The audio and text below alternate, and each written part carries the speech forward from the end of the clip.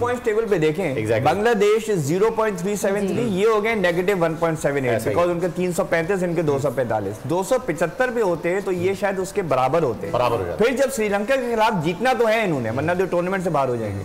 जब श्रीलंका की तरफ देखते हैं तो ये उस नेट रन रेट को टारगेट लेके चलते, क्या बांग्लादेश के नेट आने से ऊपर हो जाए, बिकॉज़ बांग्लादेश को तो मैचेस कंप्लीट हो गए हैं। अब अगर शोएब साहब इन्हें जीतना है तो एक अच्छे मार्जिन से जीतना होगा श्रीलंका से, वरना ये नॉट जस्ट अच्छे मार्जिन, इनके पास मैथमेटिशियन बैठा होगा जो तुम्हें बताएगा कि अगर तुम सेकंड बैटिंग कर रहे हो तो तुम इतने ओवर में टारगेट में पहुंचो, और अगर तुम पहले बैटिंग कर रहे हो तो इतने ओवर के इस स्कोर के नीचे नीचे आप श्रीलंका को। हमारे पास एक्सपर्ट्स की राय आ गई है, हमारी आवाम भी जो है वो बड़ी राय देती रहती है।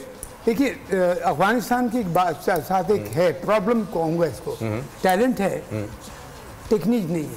एग्रेशन से खेलते हैं ना सर। हाँ, एग्रेशन से एग्रेसिव हो जाते हैं जब आते हैं, फील्ड पे झगड़े भी करते हैं, फटे भी हो रहे हैं, बॉलिंग में भी बैटिंग में भी। वो तो ऑस्ट्रेलियन भी करते हैं, लेकिन क्या, लेकिन सर वो तो लेकिन मैं कह रहा हूं वर्ल्ड क्लास टीम भी तो है। आपको पता बहुत दफा ये भी हुआ है कि 350 या 300 350 चेज हो रहा है, 20 ओवर तक स्कोर हुआ है, 210 सॉरी 40 ओवर तक, 40 ओवर्स तक फहीम 220 हुआ है या 30 हुआ है। आखिरी 8-10 ओवर में विकेट्स इन हैंड हैं, कम से कम 5-6, पता लगा 100 कर दिए आखिरी 10 ओवर में, वहाँ से मैच जीत गए।